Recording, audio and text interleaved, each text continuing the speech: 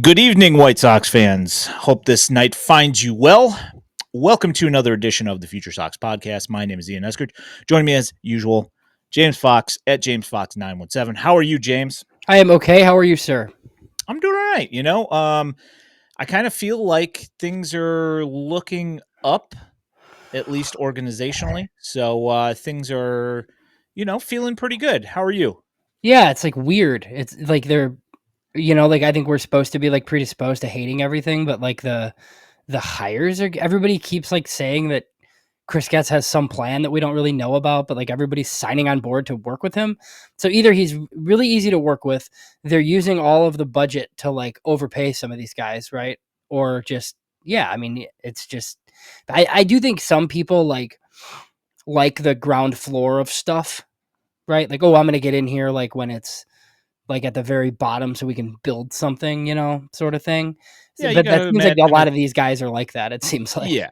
Yeah, it's good for like career advancement and stuff like that, I would imagine. It's worth something to, have on your resume that says, "Hey, I was part of this. I helped turn this thing around so they can advance in their career." So that makes a lot of sense. Yeah, for sure. So I know we're gonna get into like Walker, but I mean, like, is there any follow up at all? Because like Fuller's made the rounds. Like, apparently he wants to go on everywhere. So maybe he'll come on with us. But Hey, you know, we have the Austin Slater signing was like the first, of like signings I think for him, and then the Andrew Vaughn tender I think probably has something to do with Ryan Fuller as well. But yeah, it's just all these guys that have talked have just kind of bought into this Chris Getz message that he's been sending. yeah, it definitely seems that way. Obviously the Slater thing is interesting. Um, he had some direct effect on his numbers. What do you think about Hayes that got non-tendered by the Phillies? Does that seem like a natural fit to you? Yeah, I think depending on what Fuller thinks of him, I think that makes a lot of sense. It's another righty, right? So like, are you platooning in both corners? Like, do you find a taker for Andrew Benintendi?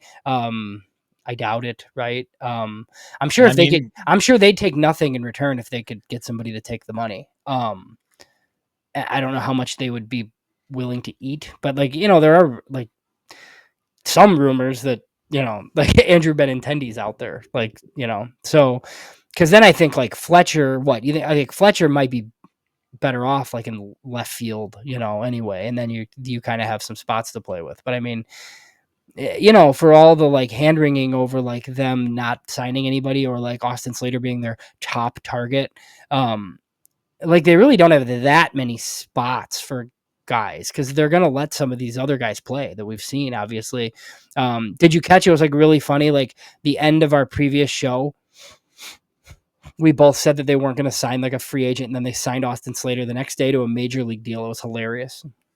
yeah, shout out to Trey Williams. I know, Never fails. yeah, he asked if the White Sox were going to sign anybody in November. I said possibly a reliever. You said no.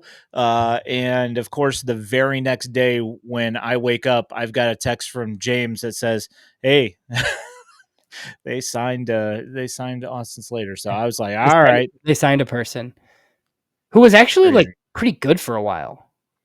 He was Used properly, but yes. yeah. That's exactly the thing. Is that I mean is that a an upgrade over, we're going to go over the non-tenders later, but I have to assume that you think that that's an upgrade over a Gavin Sheets or something like that. Well, so the problem that the White Sox run into, and like the guys on the Sox Machine podcast talked about this in their most recent episode. It's like the problem will be like when you're playing Austin Slater against righties all the time too, because your lefties are bad or whatever, right? And then you kind of expose him to something that he shouldn't be. He should be playing against lefties. That should be his role. And he could be pretty good in that role because that's what he did in San Francisco. I mean, he had like a 150 WRC plus against lefties one year. Like that's good. Yeah. It's obviously like the short side of the platoon, but I mean, yeah, like the more I feel like you start playing him like a regular though, that's where you start to have some issues. I mean, it's 1 year, 1.75 million for a reason. Yeah, yeah, that is 100% true. That obviously it's a it's going to be a platoon thing. It's going to be limited role. Uh, I just think it's going to matter. Like what else happens for the rest of this season. Like or for the off season here is who are they signing? What kind of guys can they manage to get their hands on? What kind of possibilities Ryan Fuller thinks that these guys have? Uh, what he thinks he can do for them, what they specialize in. It's going to be, there's so many things that we don't know yet.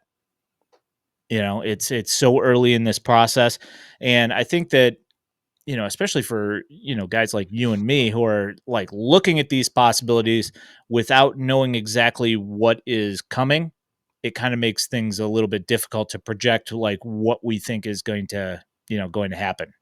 Yeah, because I mean, like I feel like Brooks Baldwin, Lenine Sosa, some of these guys, like these guys are going to get an opportunity. Now that doesn't mean they're getting a full season opportunity, but they're going to get an opportunity. They have Brian Ramos. You would think Miguel Vargas is going to factor in heavily, regardless of what people think of him or that trade. Like they traded for him, he's going to play somewhere. And then obviously like Edgar Caro, Colson Montgomery should have pretty significant roles on this team. I don't know that it means from the beginning. I hope not, but I think, by the summertime, like those dudes are on the big league club. Yeah, I would think by probably July-ish, that's what we'd be looking at. I don't think it would be any earlier than that, at least for Colson Montgomery. For Edgar Caro, it depends. And there's also there's a wild card in this situation as well, I feel, which is kind of a good segue to the White Sox hiring of Walker McKinven. Um, I've got just a list here of his resume, and it's definitely really interesting. But one of the things that he did in Milwaukee was he was the associate pitching and catching strategy coach. Um, I think that's obviously going to play a big role in what Edgar Caro does. And I think that also, with the hiring of McKinven, he's going to be the one who's going to say what's what when it comes to Edgar Caro and what they think for the possibility of promoting him right off the bat, or whether they decide to keep him in Charlotte for a while so he can work on some of the skills that Walker McKinven wants to work with. Right, because I feel like he could do that, but he also I mean, he's brought some veterans back to life, like in Milwaukee, obviously, that you're going to talk about a little bit. Poor defenders to decent defenders. This guy's kind of gotten some credit for that. So what? He's had a few different roles in Milwaukee. Last year, he was the run prevention coordinator. Whenever Will Venable's staff is announced, do you think the Sox will have a run prevention coordinator? I doubt it, probably, but like all these teams. So I will say something I heard that's interesting. I don't know if you saw Beefloaf on the 108 podcast, like put something out there, like kind of tongue in cheek, that like the Cubs brass, like Jed Hoyer and who's the manager? I'm crazy, Craig Counsell. Craig Counsell, yeah. Yeah, that they basically like worked as sleeper agents to like get Walker McKinven to the White Sox so he couldn't torment them with the Brewers anymore. And I don't know that that part is true, but what I can confirm is that the Cubs were also like trying to hire him. But I think bench coach trumps whatever they could offer potentially. Yeah, no, 100%. All right, so let me do this first before we really get heavy into this and into our tinfoil hat theories, because I've got a few as well that kind of parallel exactly that. So Walker McKinven, he went to New Trier. He was one of the fighting Charlie Tilsons over there. Charlie Tilson is 3 years younger than McKinven is, but I have to imagine that they probably played together at New Trier at some point, because you don't get drafted into Major League Baseball and play freshman baseball. Right. generally. Yeah. So I have to imagine that he was, he was on that same team with Walker McKinven. So then he graduates high school, goes to Binghamton University, plays baseball there. He goes to University of Georgia State, I believe, for a couple of years to get a degree there. He's a pitcher in independent baseball for a year. Then he gets hired by the Chicago Cubs. So here is like one of those things, and this is in 2013 that he gets hired by the Cubs, and he's just a front office intern, and he does minor league video, which is like one of those things where it's like you just getting your foot in the door. And so he gets his foot in the door with the Cubs. He stays there for 2 seasons, moves along to the Rangers, does he gets the title Advanced Scouting Video, which I have to imagine that's major league level stuff that he's just breaking down video of all of their opponents and whatever. He gets hired by the Brewers after that, same title, Advanced Scouting Video. Then he's the coordinator. He gets promoted the next season, or 2 seasons later, coordinator of advanced scouting video. Then he gets promoted again to the major league strategies coach. And this is where we start to see the interesting stuff come along. Associate pitching and catching and strategy. He starts that in 2020. He does that for the last 5 seasons, 20 through 24. And in 23 and 24, he's the run prevention coordinator. And this falls right in line with the Ryan Fuller football analogies. We now have a defensive coordinator to go with a hitting coordinator, offensive coordinator. So now we have both sides of the ball covered, I think. We'll see what happens. Yeah, in addition to like bench coach responsibilities. So that's why I'm kind of wondering if, like, I don't think Grady Sizemore is going to be like baseball coach. I just Yeah. I'm anticipating some sort of like chief of staff role. Like if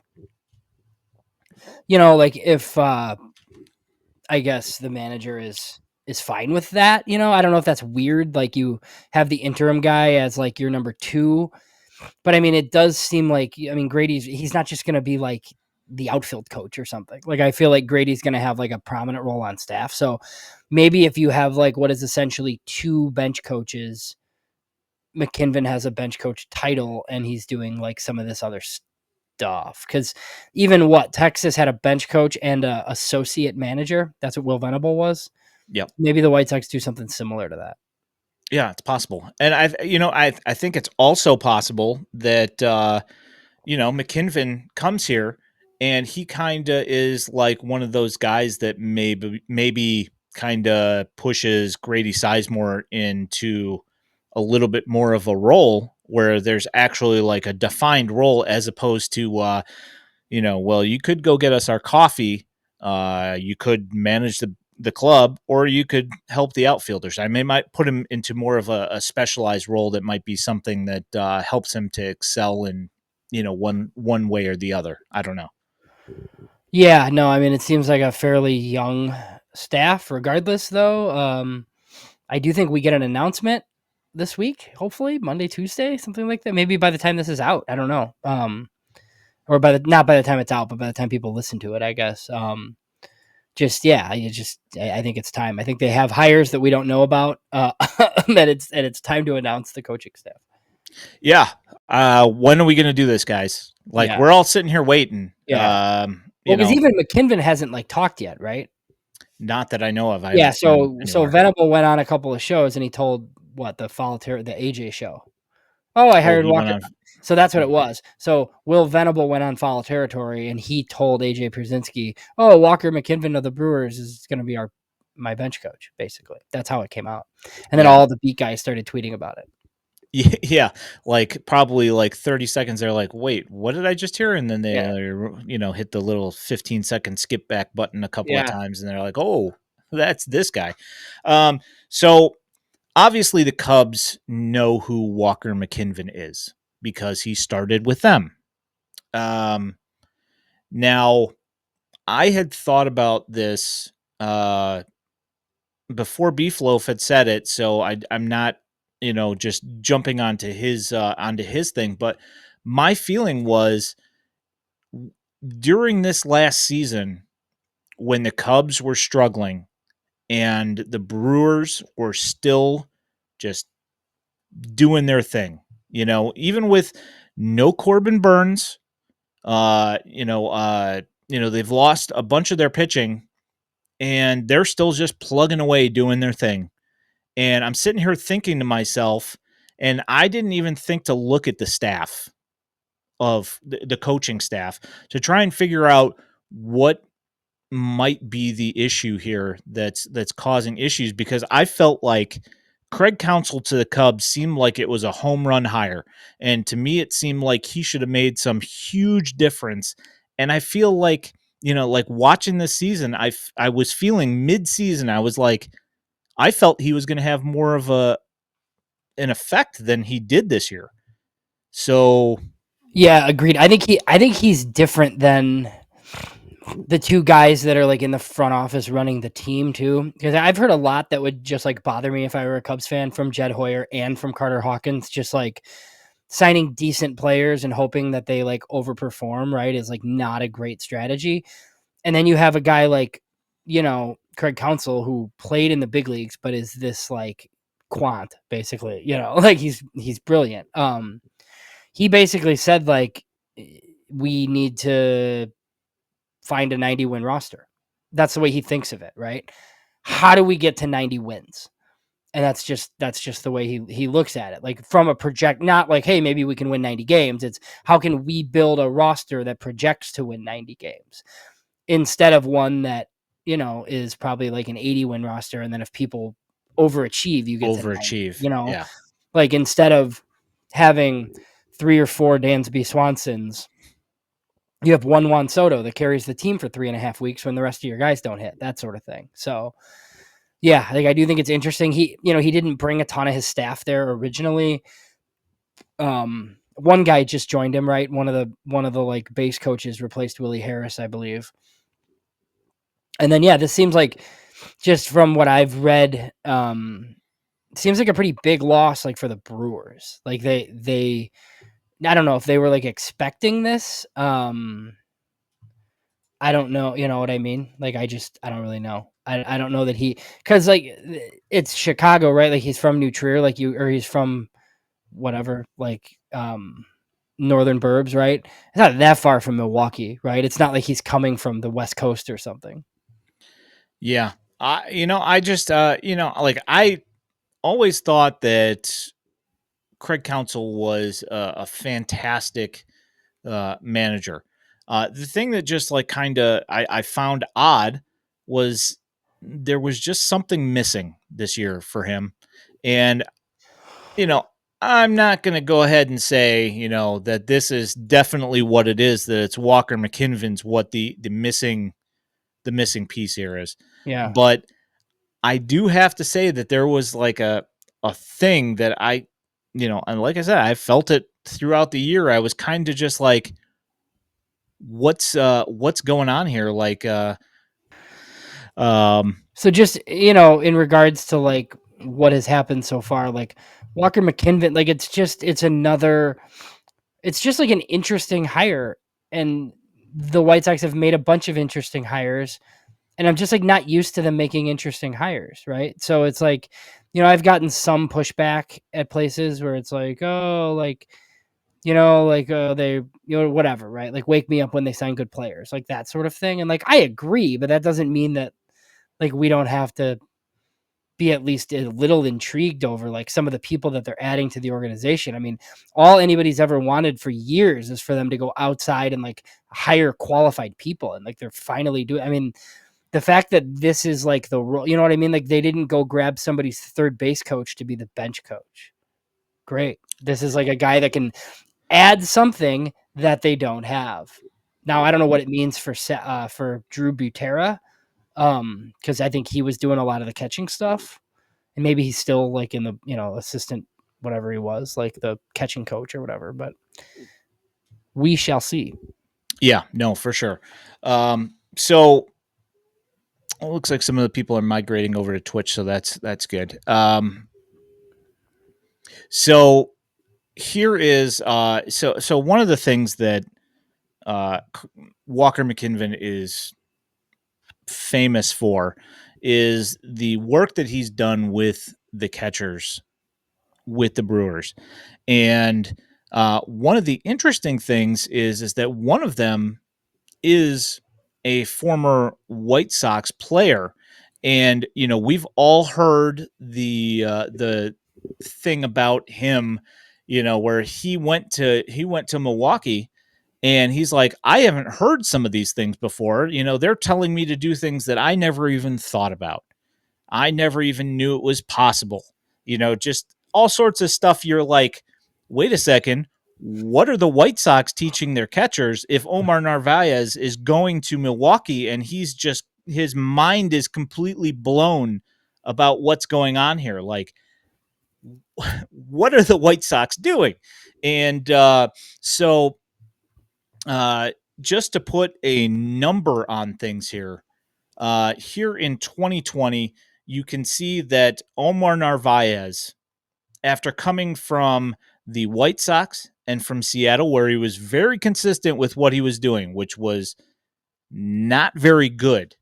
His DRS was in the toilet. His framing numbers were also in the toilet, just not good. And then as soon as he gets to Milwaukee, it's like a light switch flipped.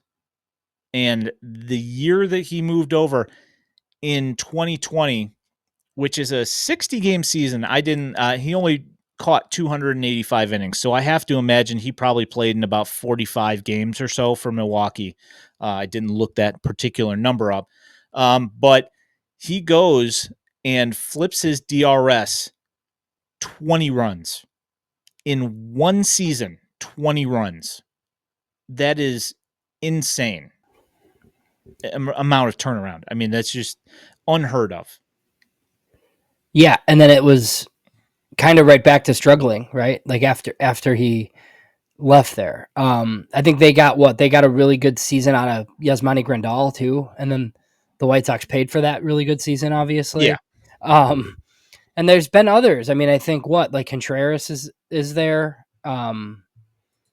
And he wasn't known as like a great glove guy by any means. He's much better. Yeah. So let's go ahead and let me go ahead and pop this one on here.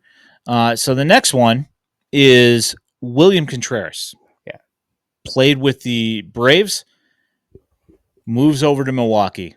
Again, he moves to Milwaukee, instant light switch, flips his framing rate 16 and a half, flips his DRS 9, and now all of a sudden he's a positive DRS player to go along with a plus bat.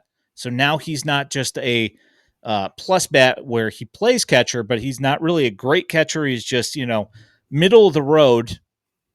Now he's a plus catcher along with a plus bat, which is, obviously the holy grail that everybody in baseball is looking for. All of a sudden, Yeah. something's been unlocked. Now, what that is, I don't know.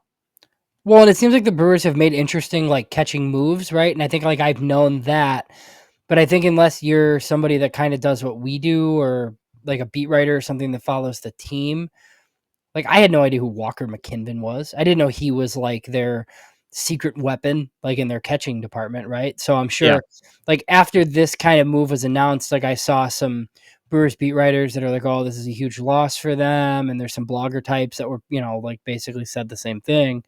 Um, so apparently this was a thing there, right? It's kind of how we talk about Brian Bannister. They're like, oh, here's a new catcher for Walker McKinven. So I bet that was like a thing. So that's, this is kind of interesting. I mean, especially when you think you have Caro and Corey Lee. Like, I wonder what he can do for Corey Lee. Like, was it, I'm going to be pretty interested to see that. Yeah, that is the question. And I'm going to go ahead and bring up Corey Lee's numbers here. What can a Walker McKinven do for a guy like a Corey Lee? You see that he is roughly in the same realm of numbers as both of the other guys, as far as the frame rate and the DRS. He's right around 850 and 900 innings, which is pretty consistent with these are almost like mirror images here. And he is in the exact same spot that they were in before they met Walker McKinven. So what is it that he's going to be able to unlock with Corey Lee? What's going to be the thing that is the light switch for Corey Lee? I don't know. I don't have an answer for that. But clearly there is some sort of thing going on here that's, something that's helping these guys do whatever it is that they've done to improve. Yeah, and I'm wondering if they go add a vet. I think are Caratini and Narvaez both free agents? I think they both are. Caratini was he was with San Diego last year, right? I Does believe that make so. sense? Yeah, I think that sounds about right. But yeah, no, there's some guys out there where, if you just see them sign a vet catcher for super cheap, I wouldn't, that any hitter they sign, it has the Ryan Fuller stamp of approval. Any catcher they sign, we're going to link to Walker McKinven. So yeah, that's what makes these sorts of hires just a little bit interesting with all these new guys in the organization. Yeah. So I did find something very interesting with that I kind of correlate to the Walker McKinven thing. No opposing team against the Brewers last year even attempted to steal a base in the first 7 games of the year. Huh. With those new absurd base stealing friendly rules that they implemented, nobody even attempted to steal a base on the Brewers last year until game number, I think it was game number 7, when Gary Sanchez was catching. Somebody finally went 1 for 2 that day. One stole a base and one got caught. So here is another thing as White Sox fans that we have been beating our head against the wall for years now, is that why are the pitchers not holding on base runners? Why are they having such bad luck with stolen bases? It's just somebody gets on base, if they have even an ounce of speed, they're immediately on second base. And you see the pitchers going, and it's there's as soon as that move, as soon as they move to home plate, that guy's gone and he's on second base, almost like clockwork. Yeah, all the time, right? And it's all these little things that they're addressing. This, kind of like what you're talking about, director of hitting they did, international director they did, new interesting young manager. Yeah, it's the free agent signings might not be great, but there are a ton of new front office hires and just interesting people that now work for the White Sox, which there haven't been super interesting people that work for the White Sox in a while.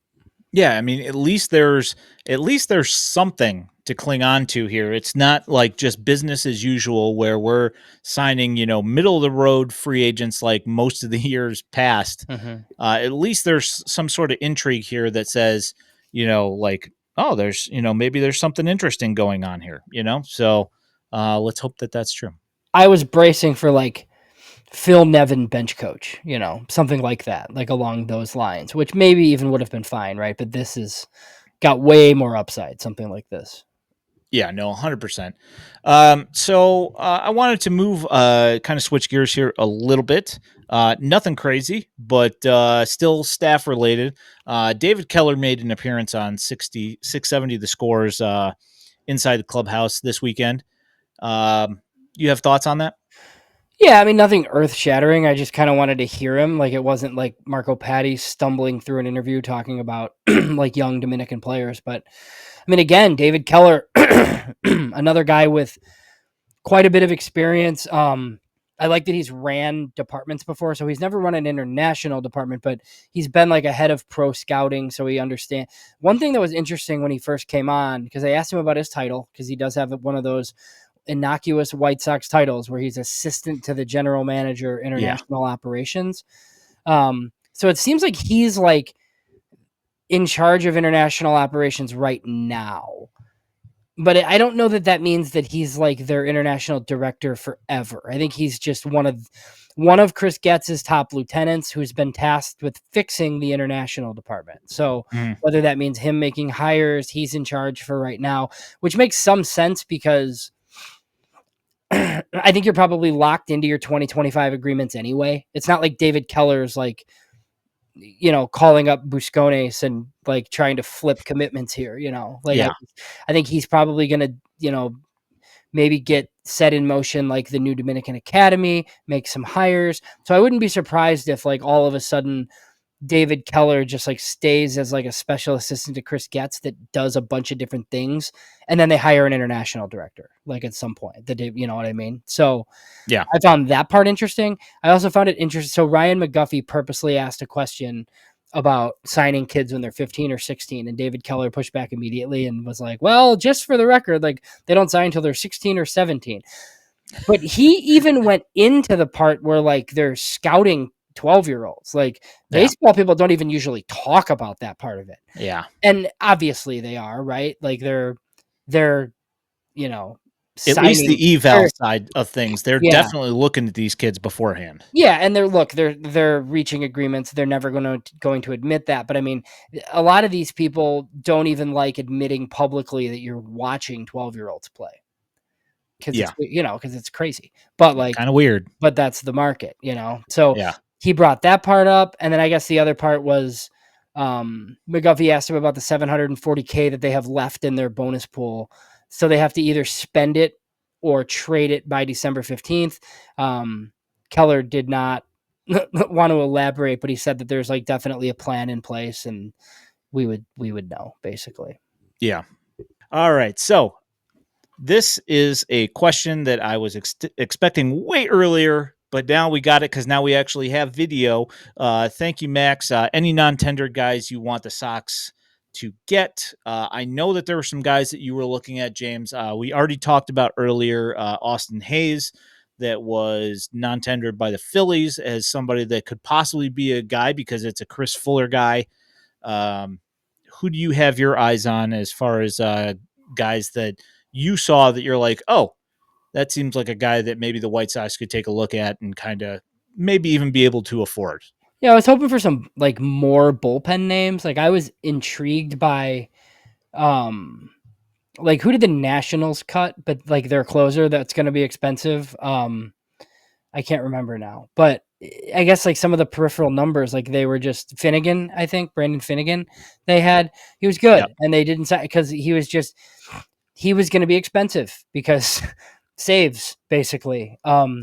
So they didn't keep him. But I mean, like a guy like that, Jordan Romano was DFA or was non-tendered in Toronto. Like I think the White Sox need to pay for a closer, mostly because like I want them to like have a guy that they can trade essentially. I think Dylan Carlson is interesting from, like he was a top prospect with the Cardinals and just kind of flamed out, and then even the Rays couldn't fix him. So maybe that's a total lost cause. But I mean, when you bring a guy like Ryan Fuller in, like, I think you should be scouring just guys that are DFA'd and guys that were, kind of like had options not picked up. I mean, look, this is going to be like bargain bin shopping. So, at least like grab some interesting guys potentially. Yeah, I saw Brendan Rodgers was one of the guys too that's out there.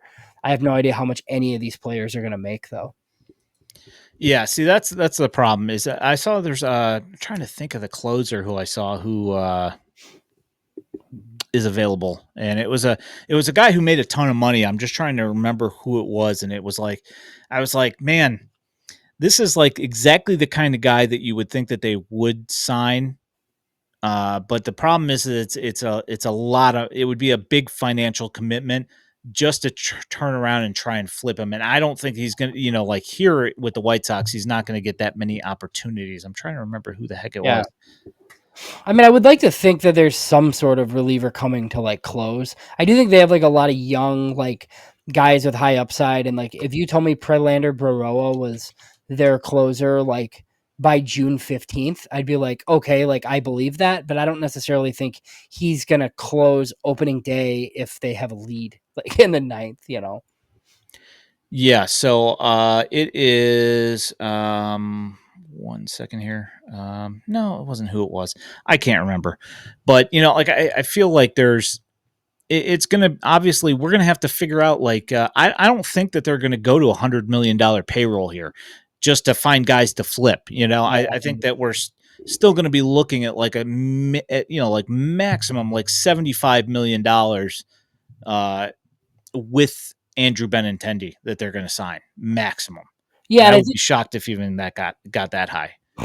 well, in regards to like Rule 5, right? So I was kind of thinking about Gavin Sheets. Obviously, the White Sox non-tendered Gavin Sheets, something that we had speculated upon. And I just think it basically comes down to he is just not worth what they were going to have to pay him. Like, he's just not, right? And looking over the Rule 5 draft, like, I think it makes probably more sense to take a pitcher because, Yeah. like, it's easier to kind of stash that guy. But there are multiple like first base options if you wanted to go that route. Like if there's just some guy like Bob Seymour as an example, he played at Mount Carmel.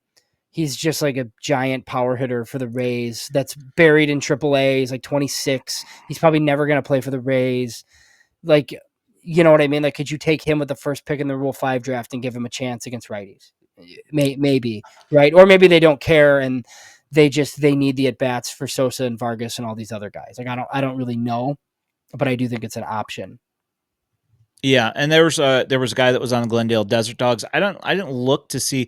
I'm almost positive the Phillies did not throw him on the 40 man, but Otto Kemp was another guy Yeah. that's he's a left-handed hitting first baseman.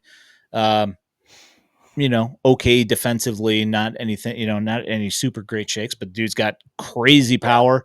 And he might be available as well. I mean, there are some guys that the White Sox could definitely take a chance on.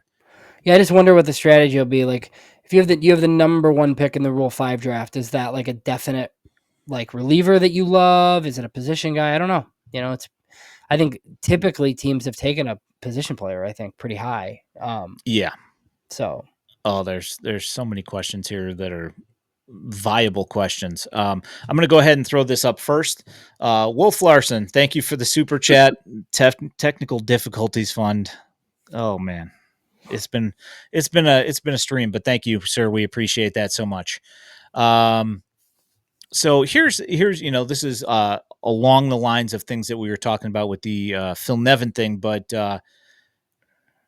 TJ Johnson asks, wondering with the major league staff if they might try to bring in Kevin Seitzer as an assistant hitting coach, and also if Phil Nevin might be brought in as like first base coach, and Sal Fasano, former Braves catching coach who played with Barfield as catching coach.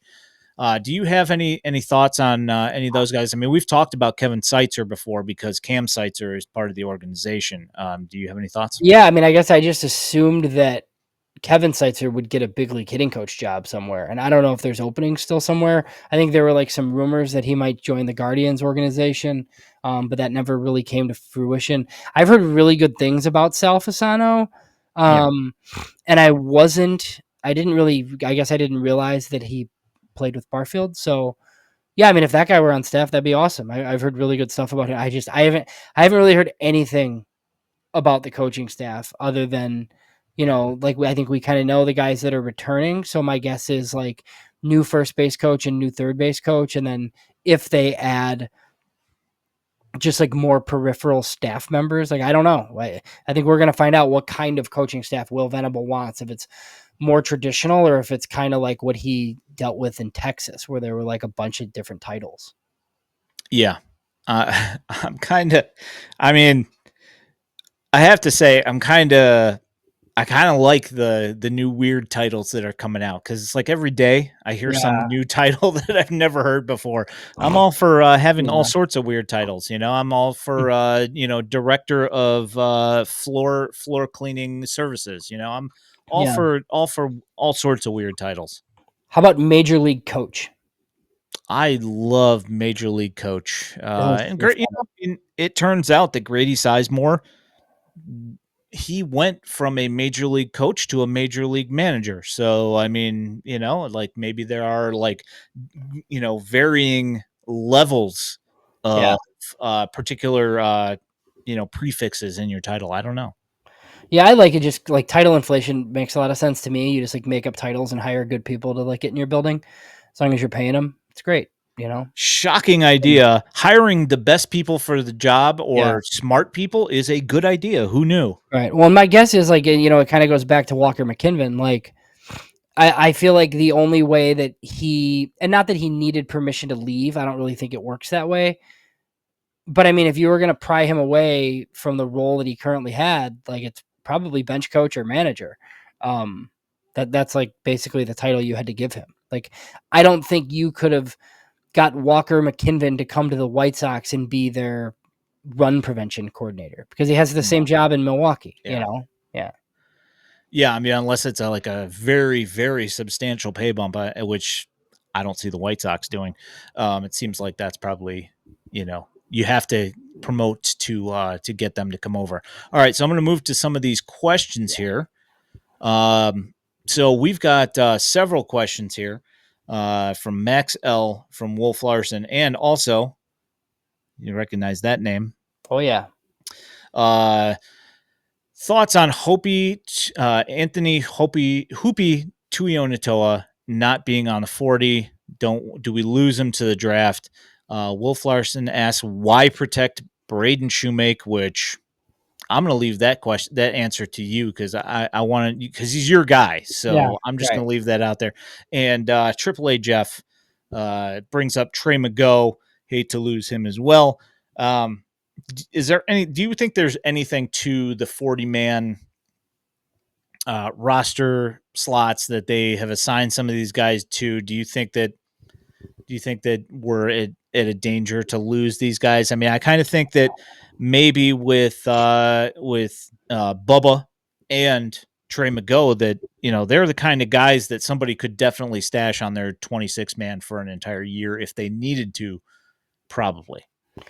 Yeah, I think the White Sox do a pretty good job of like knowing which guys aren't going to get taken, and then they just like kind of don't add those guys. They rarely lose players. I mean, I guess if one of them got taken, like it wouldn't be totally surprising. I am curious to see like once um, JJ Cooper of Baseball America like puts together his like Rule 5 manifesto, like if those guys are even listed. You know what I mean? Because he usually pretty much nails it. Like he usually like writes up like 100 guys for the Rule 5 because he's like the guy that loves the Rule 5 draft. And literally everybody taken's like always in there. Yeah, I mean, I feel like I have also seen that as well. I feel that there are generally quite a few guys that are in relief roles because, as we mentioned last week, I feel like relievers are one of those things that you can definitely take a chance on and stash on your 26 man as a 26th man, just a spot reliever that you throw in here and there and you let him work and you see if he's going to be something that interests you in the long term. So I think that it is possible that those could be a couple of the guys that possibly do get nabbed by somebody else just because they're so close to the major league level at this point. Um, just as a spoiler alert, AAA Jeff Cohen's partner on the FutureSox Roundup has an interview with Anthony Hopi Tuionatoa that is ready currently, and I will be dropping that on Tuesday morning. So keep a lookout for that. It'll pop up on YouTube and in podcast form. Also, this afternoon we dropped the FutureSox Roundup. So take a look for that anywhere you find your podcasts or on YouTube. Those are both on here. Yeah, So so I'd be pretty surprised, I think, if the White Sox had anybody taken. I mean, AHT, who knows? Possibly, right? But I feel like if the White Sox thought there was any chance that they were going to lose him for nothing, they probably would have protected him because there's room as we have a message about Braden Shoemake and there's multiple other guys on, Jesse Schultens. Like there's there still some there are fat to trim. some fungible, yes, parts on this 40-man roster currently if they need to make space. Yeah, that was my thought as well. As I feel like there's a couple of guys that certainly could be trimmed off. Regardless, like whether it be that they make a trade and they decide that Braden Shoemaker or Jesse Schultens, like those guys become expendable. With Jesse Schultens, you're also looking at TJ, so he would be rehabbing as a free agent, which is like basically what they did with uh, Ryan Burr Ryan Burr, a few yeah, years ago. It does happen. Usually they tend to keep them, but I mean they're coming to a point now where they're having 40-man concerns, and it's just because some guys just haven't marinated quite enough to matriculate to the major leagues. So I think that yeah. they still have a little bit of workable room here in case they decide to move some of these guys around. So Yeah, there were some questions just about Juan Carrella too, and like obviously the White Sox felt like they needed to protect him. Like that's a guy who maybe some terrible team would have plucked in the Rule 5 draft and just like threw in a bullpen basically to get him into your organization for nothing, you know. So, yeah, Colson Montgomery was pretty obvious. And then in addition to him, it's Corella, but those are the only two guys they added out of like all the potential names. yeah. Uh, let's see here. So Jack has a question. What do you think about signing Max Kepler? Okay. Um, I mean, yeah. I mean, I wouldn't be. I mean, it's not like we're bursting at the seams here of all sorts of prospects that I have to worry about. You know, jettisoning here for major league spots anyway. I feel that some of them probably get a chance, but I wouldn't be surprised if they do sign a couple of guys to minor league deals and we see what they get. Although, at this point, Max Kepler's been kind of below average for a bit here, and I wouldn't be surprised if he was going to take a minor league deal at this point with a invite to spring training.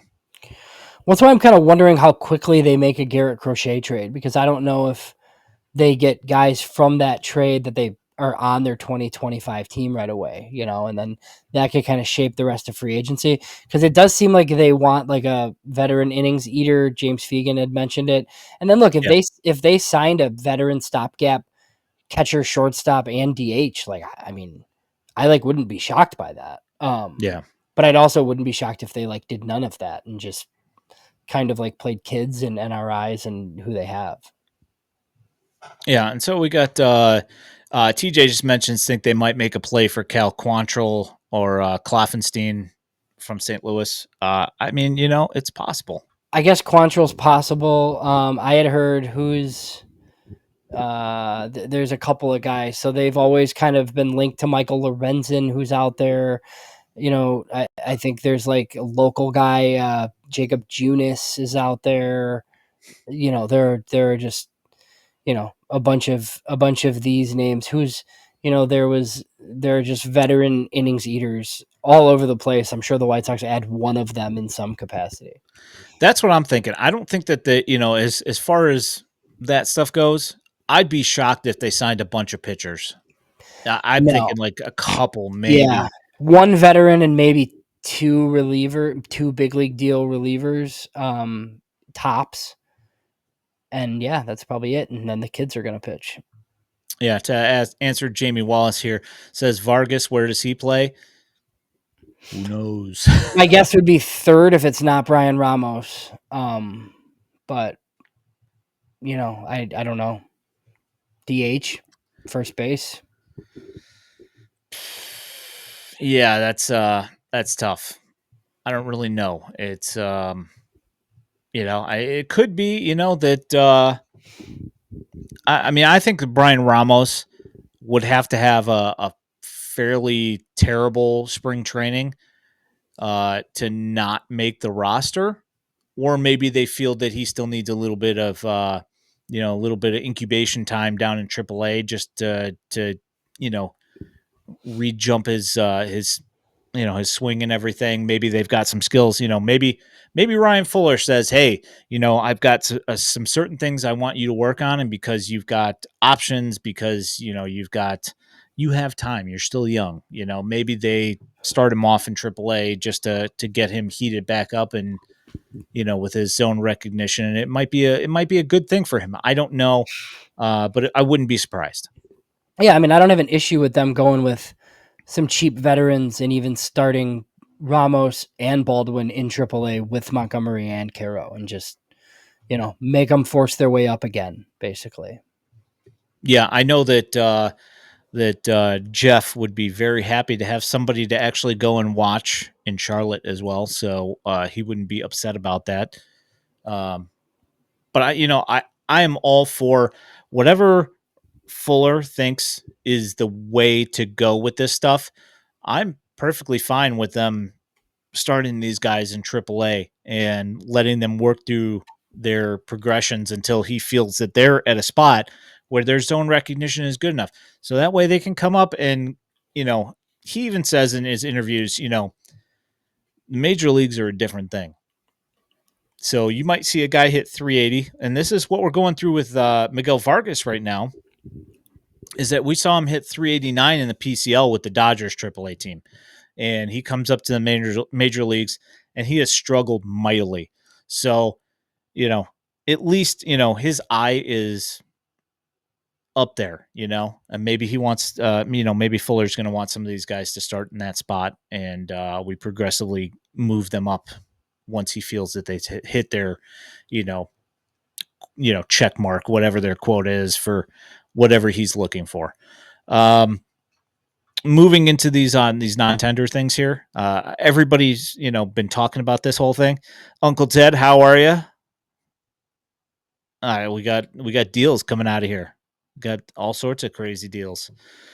If you guys also the FutureSox Roundup podcast that just came out this afternoon, Garrett Crochet rumors. So if you're interested in some interesting Garrett Crochet mock trades, Elijah came up with some and they talked about that. Hey Trey, how you doing? Let's see here. Jack says, I think it would be a waste to have a current big leaguer as the headliner in Crochet trade like Wilyer Abreu. Timeline doesn't line up at all. And this is one of the things that I've kind of thought about with the Wilyer Abreu thing since the get. I kind of feel like, he's a little bit farther along in his timeline. And while, the defense is good, the bat's okay. I just kind of felt like if we're gonna do this trade, let's get something with a little bit higher upside and not worry about filling in a major league spot that's going to be slotting somebody in that's like slightly above average. I mean, I know that you've looked at this Wilyer trade a little bit. What do you think about that? Yeah, I mean, to me, like if Wilyer Abreu is like considered like the headliner, which I saw, like I still need something like really good with him. Like is it enough if it's Wilyer Abreu, and like one of those top guys, like Montgomery, right, who just went in the draft. Like if Montgomery's the second piece, like is that enough? Because like I think Wilyer Abreu is a pretty good player. He's probably like a 3-WAR regular. He won a Gold Glove. I don't know how much power he has, but I mean, look, I mean that's a starting outfielder for the White Sox right now. I feel like they kind of want a little bit more impact than that as a headliner, and I also think like when packages are already being leaked, those trades don't happen. Generally, yeah. Once you see the package, it's already like, all right, unless it's like passing or something like that. Do you remember it was super late at night, like the night before the White Sox traded Chris Sale to the Red Sox? And Jim Bowden came on ESPN and reported that the White Sox were very close to trading Chris Sale to the Nationals. And all the guys listed were Lucas Giolito, Dane Dunning, Reynaldo Lopez, and I think it was oh my gosh, the center fielder that they had forever that busted and Robles, and then was good for the Mariners this year. Yeah. So it was like all those guys for sale. So I went to bed like, oh man, he's going to the Nationals, whatever, right? That's a pretty good deal.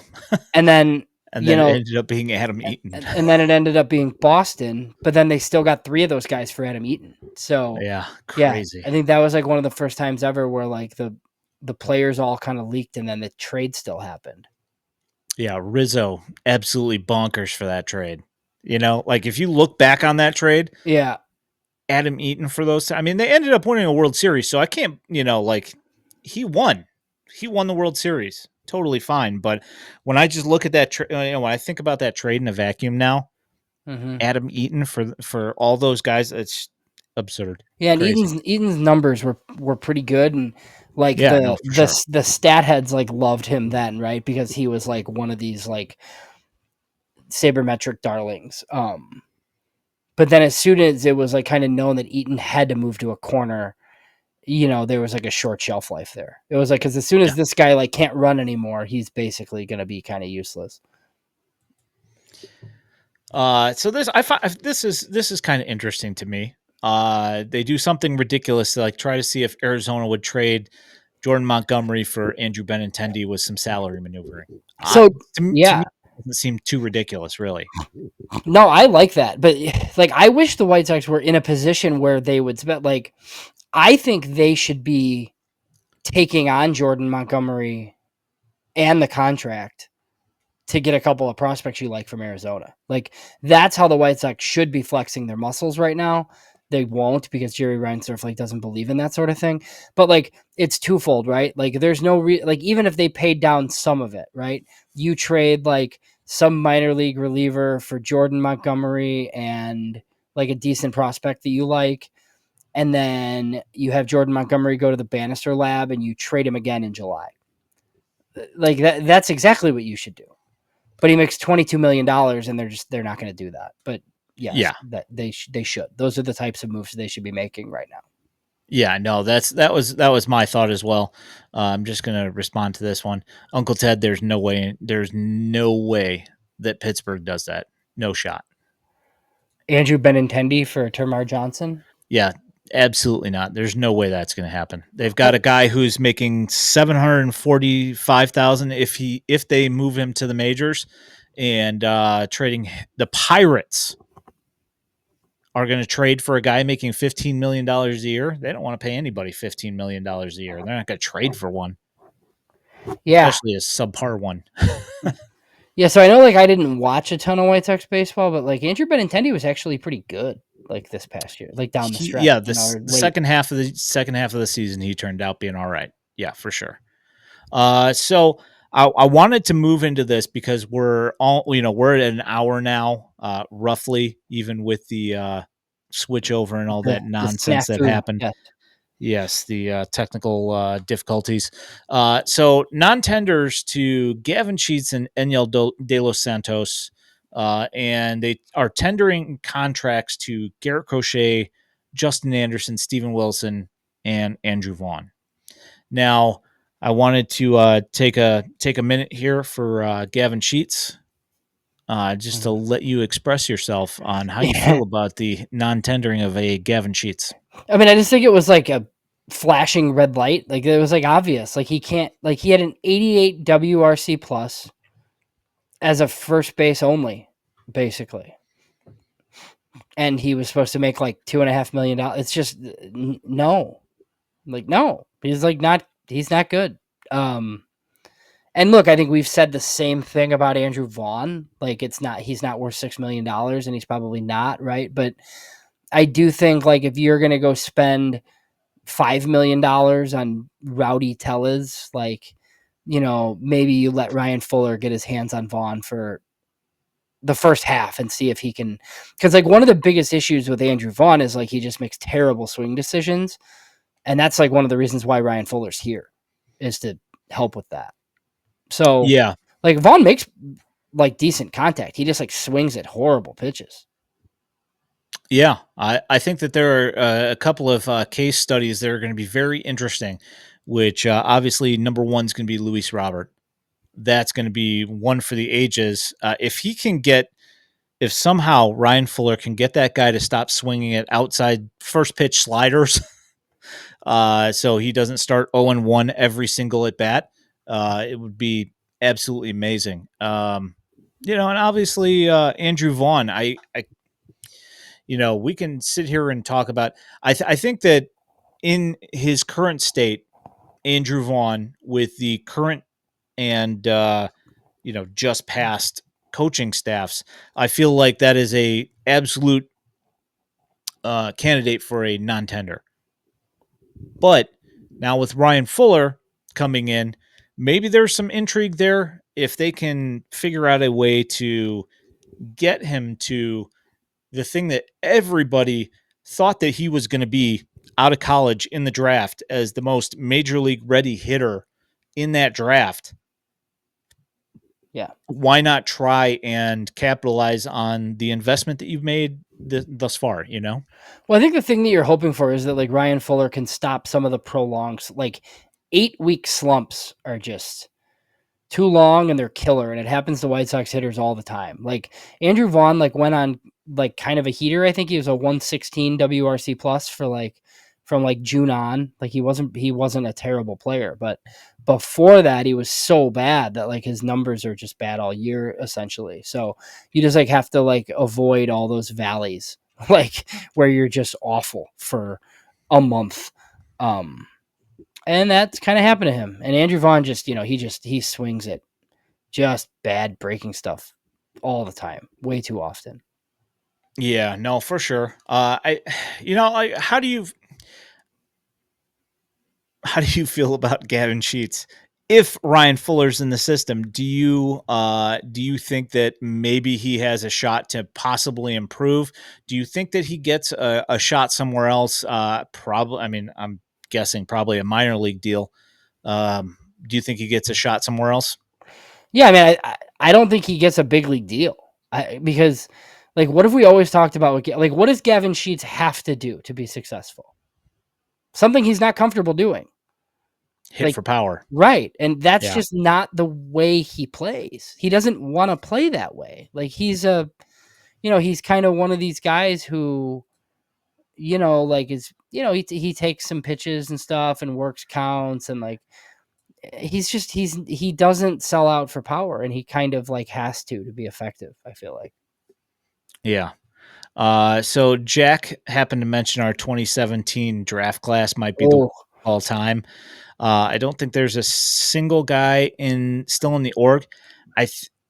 There might be one from the injured list that might still be on a roster somewhere. Possibly JJ Muno, maybe, but he might be gone. I'd have to look.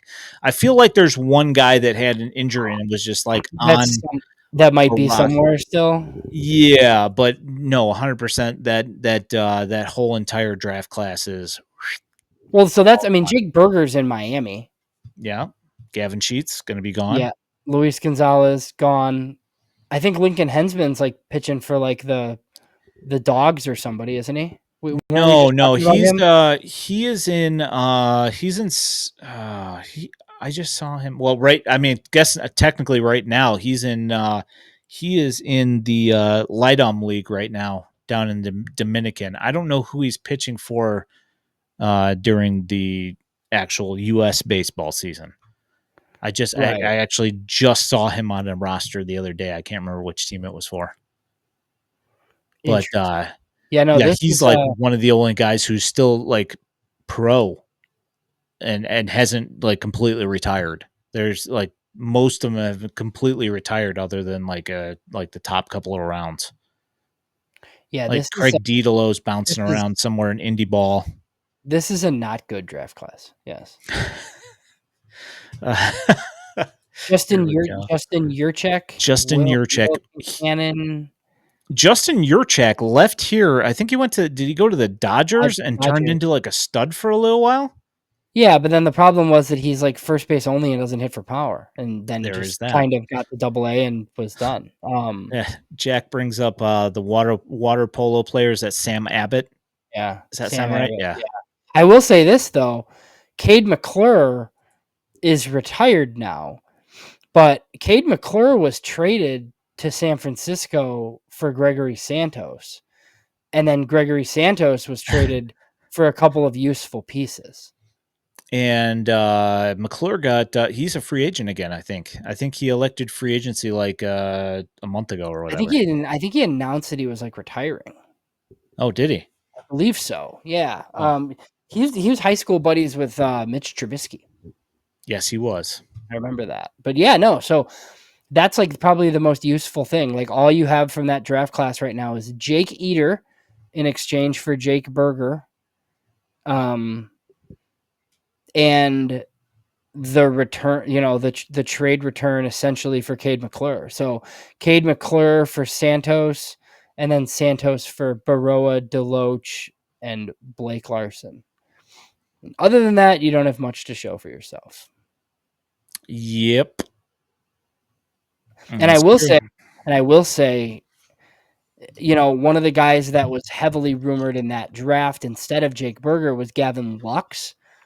And I've heard his name quite a bit just from people that like he's a guy that the White Sox wouldn't mind having. I don't know how they necessarily acquire Gavin Lux from the Dodgers.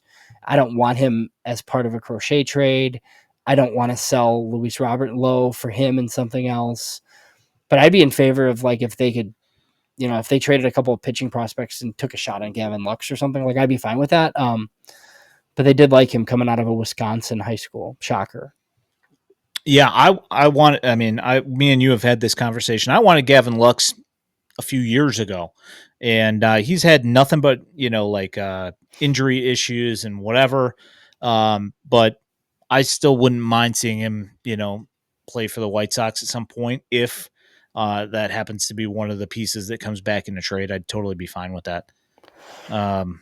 And then obviously, like, we don't really need to look at the 2018 draft class either. Not good. Shout out to Nicky Two Strikes, who was also just non-tendered by the Chicago Cubs, Yeah. and who's also looking for a job. What that was We one will of see what my happens. like, and that wasn't even my least favorite pick in that draft. Like, I did not understand. So you go Steele Walker in the second round for $2 million for some reason, and like it just doesn't. It doesn't make any sense. It's like a tweener left fielder, like just okay. Like what are we doing basically? Could have had Alec Thomas. He Could have had wanted a too bunch. much Yeah, you money. could have had a bunch of guys. The one that I did, you know what? I'm going to go ahead and throw this out here. The 2018 draft, I didn't mind that much. I mean, not great, but I mean, look at this. Like Connor Pilkington had a shot. He was Yes. very close to pitching with the White Sox before he was traded to the Guardians. Like he was making moves in the White Sox system. He's looking fairly decent. Lency Delgado, he had some injuries, ended up flaming out because of that. Jonathan Stever pitched for the White Sox. Again, injuries and his arm blew up. Cody Hoyer, not, he pitched for the White Sox, looked very good. And then, arm blew He up. just signed a minor league deal with Texas. Oh, did he? Nice. Cody Hoyer Good for today, I him. believe. Yes. Andrew Perez, like he's a friend of the program over here, and he's pitching. Yeah. He's still going strong. So, he's There are some still others got a like Bennett Souza pitched for the White Sox. Oh, here it is. Davis Martin. So Davis Martin. So there you go. So that's a Yeah, he's okay. 14th rounder. Luke Schilling, Davis who Martin. was slated to be like shutdown closer in for the White Sox until his arm just completely gave out and multiple times, and just the last time, just the stuff never came back. Yeah. Romy Gonzalez playing for the Red Sox, In round still 18. playing.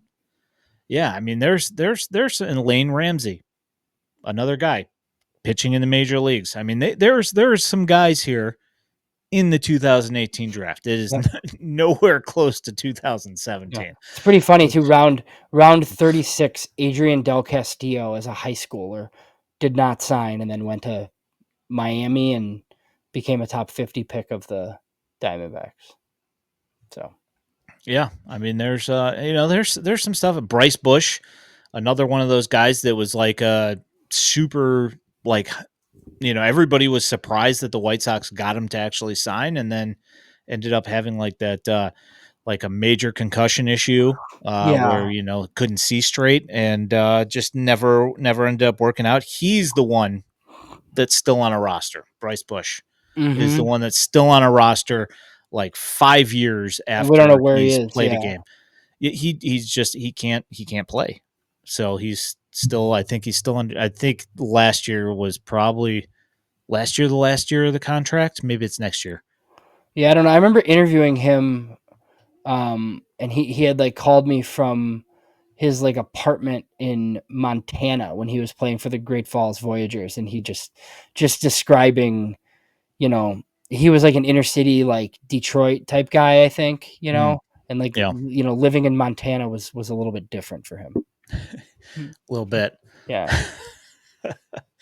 uh Anywho, do you have anything else for the rest of this week? I think that there's obviously, hopefully, at some point we're going to get the remainder of the coaching staff hires here. Hopefully, it's sometime this week. But we do have Thanksgiving coming up, so we'll see. Who knows? Yeah, you could have signings and trades whenever, and then you'll have the, winter meetings coming up here in a couple of weeks. I'm looking forward to it. Should be good. But we appreciate you guys. Thank you so much. Thank you for coming and hanging out in the chat. Thanks for the plethora of questions after we finally got the YouTube working. You guys are the best. We appreciate you guys. FutureSox.net. You can find all of our written content, including James' recent story about the Rule 5 draft and who's protected and who's not, and all that good stuff. You can find all of our minor league highlights and all that stuff on X/Twitter. You can find this in podcast form anywhere you find your podcasts. Know that if you are listening to this in podcast form, hopefully you can find it on YouTube when we're supposed to go live, instead of a black screen. My name is Ian Eskridge at Daily White Sox. He is James Fox at James Fox 917. You guys have a wonderful Thanksgiving. We will talk to you guys on Sunday after Thanksgiving. Thank you so much. Have a great night. We'll talk to you soon. Thanks.